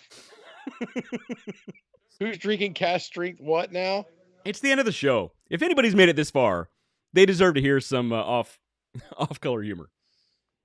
Yes, indeed. What are we done with the five? Have we went We through went the through all five? five. Can we recapture the five and just do a quick? Let's do a quick recap. Okay, so Let's do a quick recap. this Number one. Number one was the first 10 minutes. You need to find the top 10 creators that you like, that you follow. Not the very tippy top, most powerful, most influential creators, just the top 5 that you follow currently and you actually really like. What you want to do is leave a comment on the recent post and make it a meaningful, authentic comment, preferably in the form of a question, so they can then come back and respond back to it, hopefully. And what that's going to do over time is that's going to build a relationship between you and them and also tell the algorithm that you have this connection as well. That's the first 10 minutes. Step 2, the second 10 minutes, is you're going to find 20 creators within your niche that you don't normally follow, that you've probably never even heard of before. You like their stuff, but you've probably never even heard of them before. And you're going to leave meaningful comments on their stuff for the same reasons. What this is going to do is now, since you don't normally follow them, it's going to tell the algorithm to expand your sphere of reach to the same niche, but outside of the people you normally talk to and follow. Oh, wait. We're doing a recap. You're not supposed to do the whole recap, just the top bullet point. Yes, this is just the bullet point. Oh, okay, gotcha. Got it. This is just the quick running through. Okay. Right. Step number 3, the next 15 minutes. Next 15 minutes is dedicated to hashtag research. So all of these people that you've looked at so far, look at the hashtags they use. The top posts in your niche, look at the hashtags they use. You want to save the hashtags, make files of the hashtags and specific types of posts that you would potentially make in the future. So that on way- that topic, we came down to 2 ways: the sloppy way that Wes told you, and the very organized way. Not that I really, told because when you say a funnel, you think of a functional funnel, and it's not a functional you. No, funnel. I was it's talking just about an the organizational spreadsheet. process. I was thinking of spreadsheet versus a random WordPad doc. Stuff and nonsense. Nobody's got time to do no damn spreadsheets. Use Don't notes have an on your hour phone. here. Use notes on your phone. I Copy and paste. live in spreadsheets. Use notes on your Live phone. in Copy and spreadsheets, paste. man. You'll be good to go. Okay. So there you go. So that's your next 15 minutes. The following 15 minutes, what you want to do is find the very top content creators within your niche, the tippy top people. If you're into podcasting, the Joe Rogans. If you're into dogs, Cesar Millan, the very tippy top people you can possibly think of, and you want to leave meaningful comments on their content, but you also want to, this is part of the pro tip, you want to get notifications on their account. So the second that they make a post, you need to come back and make a comment on that post, a meaningful comment, and hopefully they can reply to it. So make it a question or something that tells them why you like their content, not just a thumbs up or something like that. And eventually, if you keep doing this, they are going to then recognize your name. They're going to see your face, and hopefully they're going to start pinning your comments and possibly commenting on your comments. And other people are going to see this, on that, and other people are going to then come to your account and like your stuff as well. So on that, I comment a ton on very specific things. I like and follow a lot of things, but I comment on very specific things. And somebody who I honestly have no business being in correspondence with started replying back and having conversations, which blew my mind. Mm-hmm. Just blew it. It came as such a shock. I texted West at like 11 something at night. That was pretty cool. I remember that. Actually, might have been a little later than that, actually. It's like, dude, because I share with this person our show. And I didn't share it tonight. So I'm sorry. Jordan, I'll get it out to you. I'll get you the link to this show here soon. But it just blew my mind because, I follow and I comment and I get involved. And this person started replying back, which just, and my wife she was laying right next to me. And she has no idea who this person is, of course. And she's like, yeah, I'm proud of you. Hey, good for you. Go to sleep. That's pretty Don't funny. wake me up again. But it works. It honestly works. The more you do this, the more likely you are to get a response from that person. And other people will see these responses. And again, the algorithm still likes that as well. So it's going to start making those connections too. So step number 5 is, with the remaining time you have within this hour, you want to find 10 to 20 smaller creators, small-ish, maybe about your same size or smaller, and send them DMs talking about their content and your content and the niche in general. And strike up a conversation with these people. Some people respond. Most probably won't. But what this is going to do is it's going to build relationships. It's going to build. It will if they want to grow. Right, because they probably want to grow as well, right? So they want to strike up these conversations. But since you're reaching out to them, you're the initiator of the conversation. You can control the conversation to a certain degree, and it makes you sort of an authority figure in the niche and in the conversation. And the more you talk to these people, the more that relationship grows. The more likely they are now to feel obligated to come back to your content and like it and leave comments. And you do this day after day, the number of these people are going to add up really quick. And you're going to start to see growth because you're going to have shared audiences. The algorithm's going to love the interactions and the commitment that it's seeing. So do these 5 things an hour a day. I promise you, I can confidently say I promise you, you will see massive growth on your account. And these are exactly the tips that I'm going to use to grow the account for Underdog Plus. So, like I said, if you haven't been to underdogplus.com, go to the website, check it out. It's a soft launch. I'm going to do a full,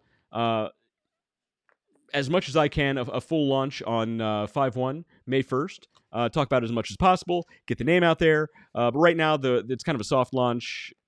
So orders are coming in. The website's fully functional. Check it out. Be one of the first to check out the website. Order some treats. It's a good website. Made to order. It's a good website. Made to order. Made fresh. Right here by this guy. And 20% of all profits go to local, innovative, and impactful pet rescue programs. Not PETA. Not PETA, because their shelters, I have a hard time even calling them shelters because their shelters always have the highest kill rates of all local shelters. Matt Harmon says, hashtag ding dong. Because I was Hashtag ding dong. the same time you guys were transmitting. You know, it's been a long time since we've had the hashtag ding dong. I do it every couple of weeks. Dave is so drunk. Yeah. I didn't realize because I can't hardly see him from here. But look how drunk he is in that picture there. It's the cask strength. Watch me walk this line. He's so drunk. It's the cask strength. Oh, he fell off already. All right. So close. So He got close. He's going to be on It's all good. the Auditors podcast. I'm like, wait a minute, hold it, stop. You said the auditors. I'm like, whoa, wait a minute. Nope. We gotta be careful there. Gotta be careful there. What time? What I got a clock right here. Devin Ross says Oh, it's 20 equal. minutes until we've had a 2-hour show. I think we've gone long enough. Yeah, let's go. I think Matt Harmon's trying to get out of It's here. good. He's been trying to leave for about the last half hour. Everybody looks at my butt when I leave. Well, I mean, how can we not, Matt? It's just everywhere. It's a good question. It is everywhere. It's squishy. I don't know how to respond to that. All right. Well, look, I don't want to respond to that. that's the safer answer right there. Yes. All right. Well, So those are the 5 all tips. right. So do we have an idea? So I'm going to tell you this right now. The missus wants to be a guest on the show here in the near future. Okay. That's awesome. So- She has great business ideas, and she has some. Yeah. Well, she has the travel agency. That's what I'm saying. business that She's been doing the travel agency thing. She has other stuff that I'm sure she's got some great ideas, and she has some good stuff going. I would love to talk to her about that stuff. Nikki, let's make it happen. Let's get you on the show. So yeah, we've got. So she actually asked to be on tonight. I'm like, yeah, and then I started thinking about like, I don't know, because there's technological stuff that we've got to change in order to get on the show, because we both have to have a mic that's channeled in.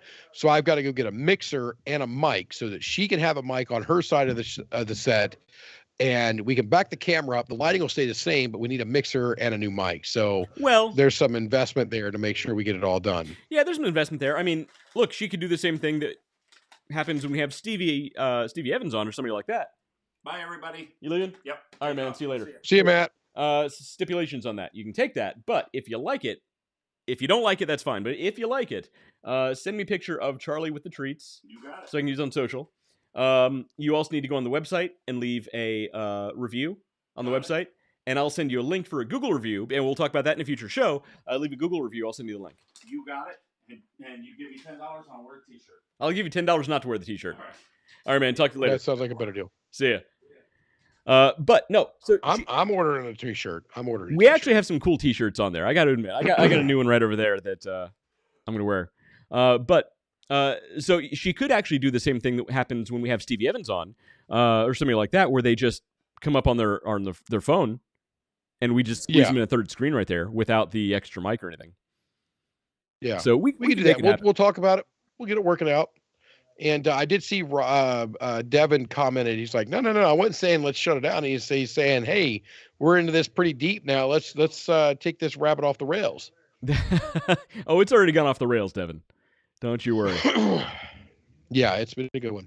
He also says, I have gonna- designed for my products I can show on the show. Look, Devin, I'd love to see your product ideas. I think that'd be awesome. Let's do it sometime. Yeah, be good. It'd be very good. I'll tell you, the people who have, and this sounds a little self-promoting to the Underdog journey, but the people who have bought in and started acting upon some of the advice that we have and basically forming it within their business, these people have been rather successful. I mean, they've grown exponentially and really put a mark and a good step forward in their business. So yeah, believe it or not, this advice actually works. I mean, I know we're a couple of bumbling idiots by the end of the show, but it actually works when you do this stuff. There's a reason we do this.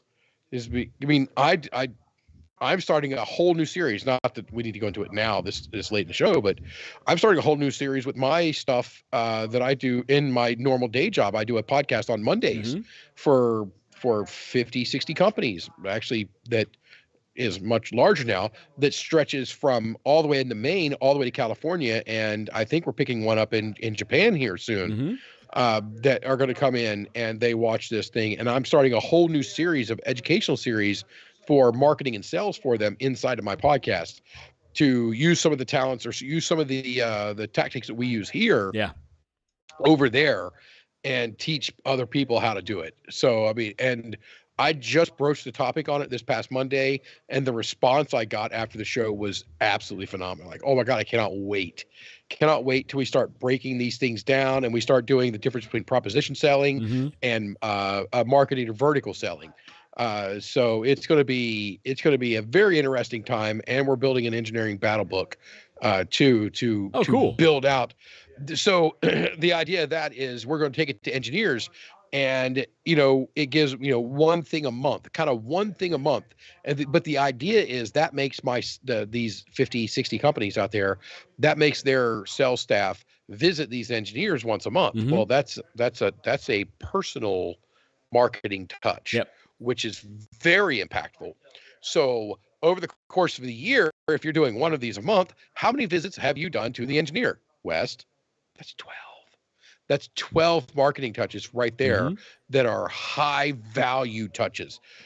So it is converting them from a sales to a subject matter expert, which is what the goal is.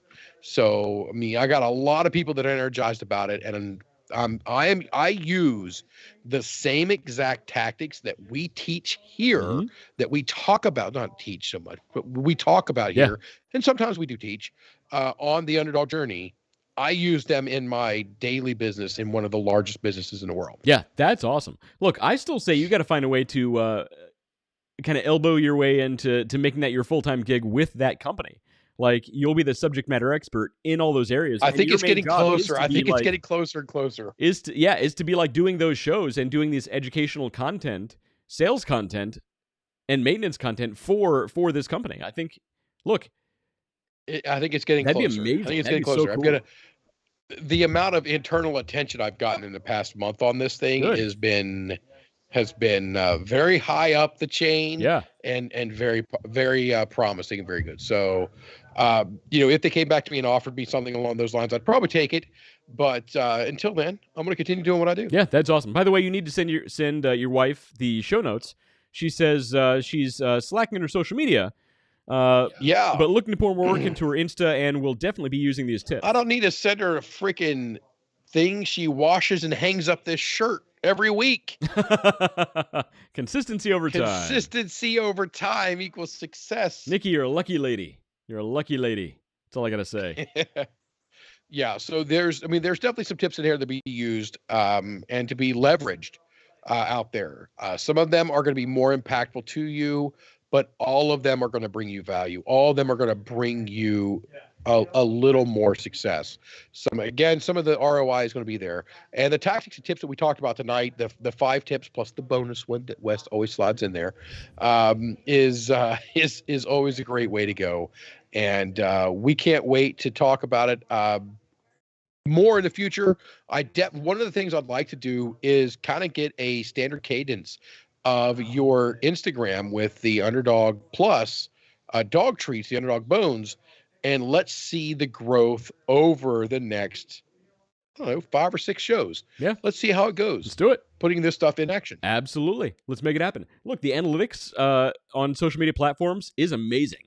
And we should do it. We've done this before. We need to do another show of the analytics tools built into Instagram and Facebook, because you can get some really incredible insights into your audience.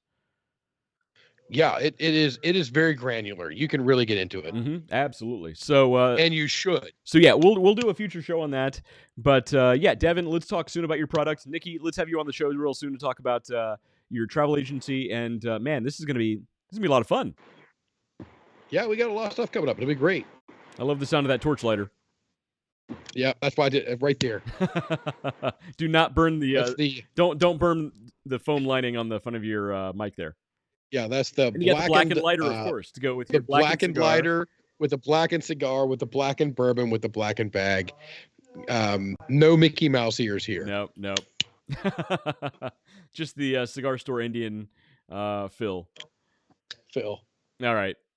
Well, look, He probably has a more appropriate name, but I don't know what it is. that's right. Exactly. Anything you I'm come up with calling would be him way Phil. worse. So we've been going for Wait, no. almost 2 hours. We're gonna cut it a little bit short of 2 hours. And man, it was a good show. It was a lot of fun today. A lot of fun, a lot of information, a lot of good information. And I think it's time to sign off. All right. Well, look, we will see you guys next week. Same Underdog Wait, where are time, you? same Underdog channel. I've been Wes. This guy's been David. That guy's been Phil, the cigar store Native American. And we'll see you guys next time.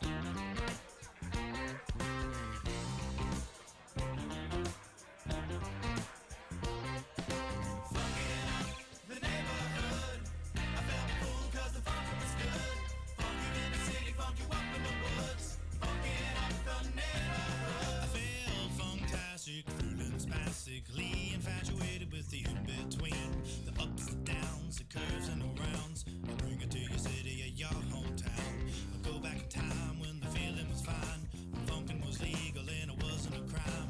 Party people lined up and down the way, a bigger celebration than your birthday. Funkin' up the neighborhood, I felt the fool 'cause the funkin' was good. Funk you in the city, funk you up in the woods. Funkin' up the neighborhood. The neighborhood, I felt the fool 'cause the funkin' was good. Funk you in the city, funk you up in the woods. Funkin' up the neighborhood.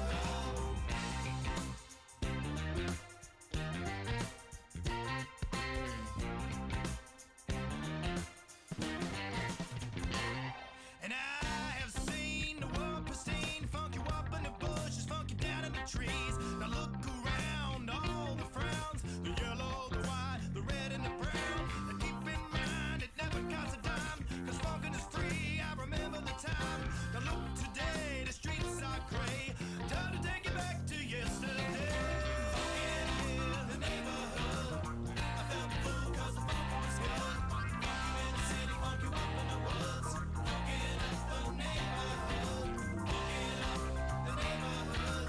I felt the fool 'cause the funkin' was good. It was good in the city, funk you up in the woods. Funkin' up the neighborhood.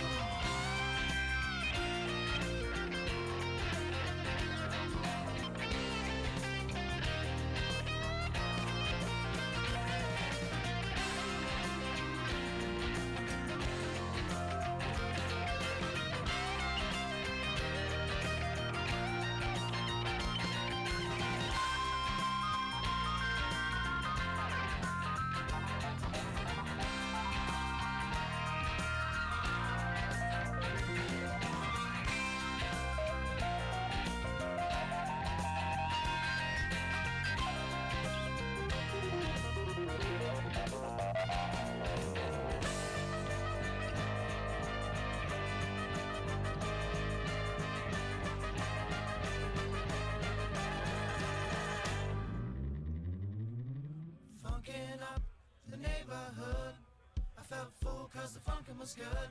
Funk you in the city, funk you up in the woods. Funkin' up the neighborhood, funkin' up the neighborhood. I felt fool 'cause the funkin' was good. Funk you in the city, funk you up in the woods. Funkin' up the